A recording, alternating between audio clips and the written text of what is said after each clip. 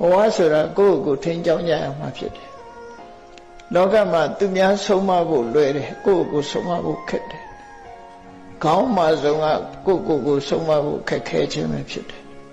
သူများကိုဆုံးမရတာလွယ်သလောက်ကိုယ့်ကိုဆုံးမဖို့ခက်ခဲတယ်လို့ဒါဟာအမှန်ပဲနော်မြတ်စွာဘုရားကိုယ်တိုင်ကအတ္တဟိကိရဒုဒ္ဓမောကိုယ့်ကိုဆုံးမဖို့ဆိုတာအလွန်ခက်တယ်တဲ့အဲ့တော့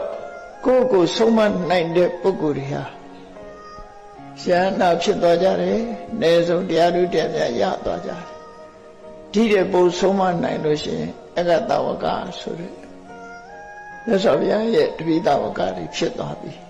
။ထူးမြတ်တဲ့တပိဋကဝကဖြစ်သူရောက်သွားတယ်။ဒီတဲ့ပို့ပြီးတော့ဆုံးမကိုယ့်ကို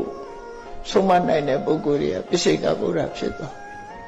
။အကောင်းဆုံးဆုံးမနိုင်တဲ့ပုဂ္ဂိုလ်တွေကြတော့ဘုရားထီအောင်ဖြစ်သွားတယ်အဲ့ဒီပုဂ္ဂိုလ်တွေဟာကိုယ့်ကိုဆုံးမလို့ဖြစ်သွားတဲ့ပုဂ္ဂိုလ်တွေသာဖြစ်တယ်။သူများဆုံးမတာမဟုတ်ဘူး